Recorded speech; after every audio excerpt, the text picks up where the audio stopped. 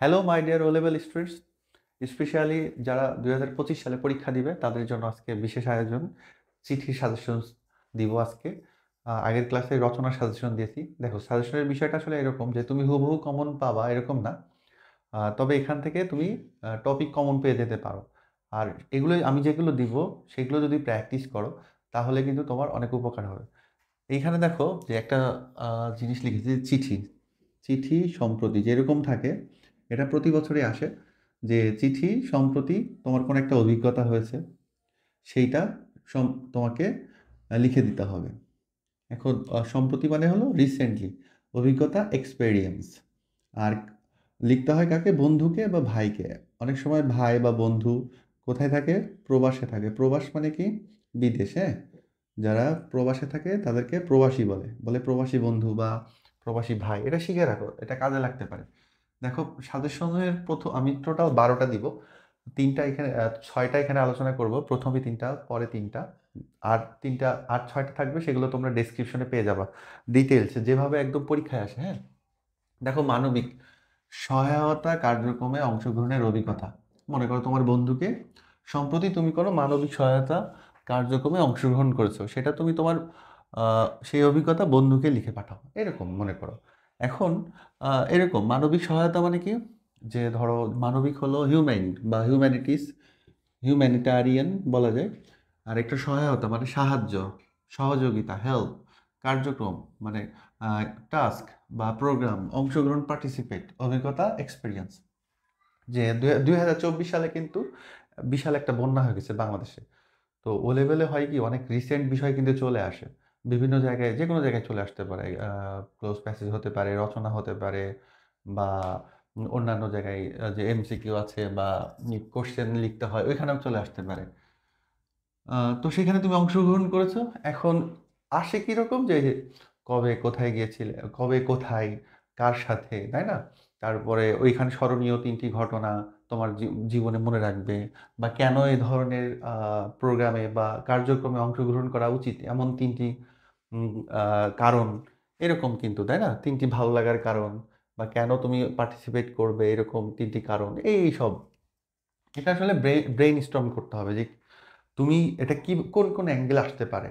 সব রকম কোশ্চেন তোমার মাথার মধ্যে নিয়ে আসতে হবে, তাহলে কিন্তু তুমি লিখে দিতে পারবা। তারপর দেখো, কোনো প্রতিযোগিতায় অংশগ্রহণের অভিজ্ঞতা। এখন প্রতিযোগিতা কেমন হতে পারে? সেটা আর্ট কম্পিটিশন হতে পারে, মানে চিত্রাঙ্কন। তারপর গানের প্রতিযোগিতা হতে পারে, বিতর্ক হতে পারে, তাই না? মনে করো এরকম কোশ্চেনটা, সম্প্রতি তুমি গানের প্রতিযোগিতা বা বিতর্ক হতে পারে, হ্যাঁ, বিতর্ক প্রতিযোগিতায় অংশগ্রহণ করেছিলে, সেই অভিজ্ঞতা প্রবাসী ভাইকে চিঠি লিখে জানাও।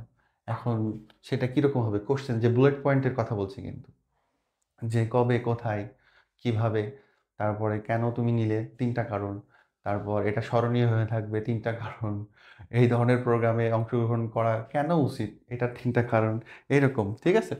এরপরে দেখো, সাংস্কৃতিক অনুষ্ঠানে অংশগ্রহণের অভিজ্ঞতা। সাংস্কৃতিক কি? কালচারাল, হ্যাঁ। আর অনুষ্ঠান, প্রোগ্রাম। এখন এরকম কোশ্চেনটা সাজাই যে সম্প্রতি তুমি কোনো একটি সাংস্কৃতিক অনুষ্ঠানে অংশগ্রহণ করেছো, সেটার অভিজ্ঞতা বন্ধুকে লিখে পাঠাও। এখন এরকম ওই যে কবে, কোথায়, কিভাবে, তারপরে মনে রাখার মতো 3টি কারণ, তারপর হতে পারে যে কি কি কারণে তুমি ওইখানে তোমার কি কি ঘটলো, তারপরে স্মরণীয় কোনো ঘটনা, তারপর কেন এই ধরনের প্রোগ্রামে অংশগ্রহণ করা উচিত, এই ধরনের প্রশ্ন তুমি মনে রাখবা, ঠিক আছে? বা এই অ্যাঙ্গেলে যেভাবে তোমার পরীক্ষায় আসে, বিগত সালের প্রশ্ন অলরেডি আমার একটা লেটারের একটা বা 2টা ভিডিও আছে, তোমরা দেখবে যে পাস্ট পেপারস আমি ওখানে ডিসকাস করেছি যে কীরকম আসে, এগুলো আমি দেখেছি, ফরম্যাটটা দেখেছি, বা কীভাবে লিখতে হয় এটাও দেখিয়েছি। আর আজকে বিশেষ সাজেশনস। আচ্ছা, এরপরে 3টা দেখো, খুবই ইম্পর্ট্যান্ট। আমার ব্যক্তিগত অভিমত যে এই 3টা আসলে খুবই গুরুত্বপূর্ণ, এবার পরীক্ষায় চলে আসতে পারে। তোমরা এগুলো খুব ভালো করে প্র্যাকটিস করো। আর যদি কেউ মনে করো যে না, এগুলো আমি লিখতে পারছি না, আমাকে জানাতে পারো, আমি তোমাদেরকে দিতে পারবো, এগুলো সমস্যা নাই। দেখো, এখানে প্রথমে লেখা বই পড়ার অভিজ্ঞতা, বইমেলা অথবা বইমেলা পরিদর্শনের অভিজ্ঞতা। বই পড়ার অভিজ্ঞতা কেমন? এরকম যে সম্প্রতি তুমি একটা খুব দারুণ একটা বই পড়েছো, বা মনোমুগ্ধকর একটা বই পড়েছো, মাইন্ড ব্লোয়িং আর কি, যেটা তোমার মনে দাগ কেটেছে। এখন সেইটার অভিজ্ঞতা তুমি তোমার বন্ধুকে জানো, প্রবাসী বন্ধুকে মনে করো। এখন সাপোজ আমি ধরে নিই যে তুমি একটা জে.কে রাউলিং এর ইয়ে পড়েছো, হ্যারি পটার পড়েছো। এখন তুমি এটা পড়ে তো খুবই তোমার মাইন্ড টাচ করছে। এখন বইটা তুমি কিভাবে তোমার হাতে আসলো, তুমি কবে পড়েছো, কখন পড়েছো। আর তারপরে ধরো যে তিনটি এমন ঘটনা যেটা তোমার মনে দাগ কেটেছে, তাই না? তারপরে এমন তিনটি কারণ বলো যে তোমার বন্ধুরও পড়া উচিত। আর এই বই পড়া আসলে আমাদের মনে বা আমাদের সমাজে কিরকম প্রভাব ফেলে, এরকম তিনটি কারণ, এরকম, ঠিক আছে? তো এটা চলে আসতে পারে। আবার দেখো আরেকটা লিখেছি, বইমেলা পরিদর্শন হবে। পরিদর্শন মানে কি?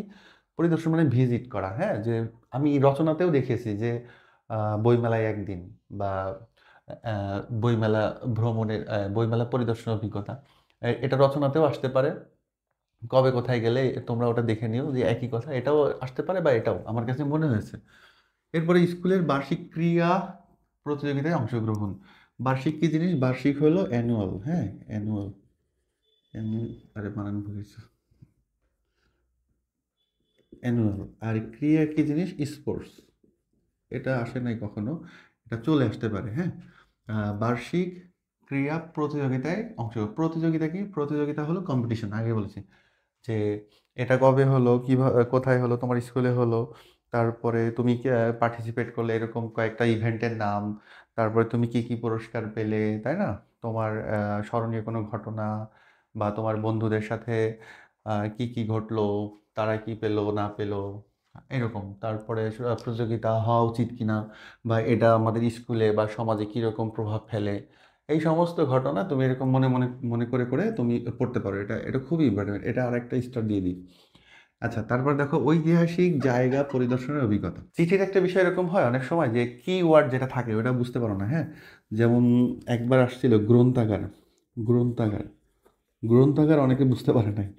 গ্রন্থাগার কি জিনিস? লাইব্রেরি। এখন এটা তো অনেক দেখা গেল, যদি কেউ বুঝতে না পারে তো চিঠি লিখবে কি করে? তো ঐতিহাসিক শব্দটা মনে করে এটা আসলো এখন, কিন্তু ঐতিহাসিক মানে অনেকে, কেউ কেউ জানলো না মনে করে, এখন সে তো লিখতে পারবে না। ঐতিহাসিক মানে হিস্টোরিক্যাল জায়গা জানো, পরিদর্শন, ভিজিট, অভিজ্ঞতা, এক্সপেরিয়েন্স।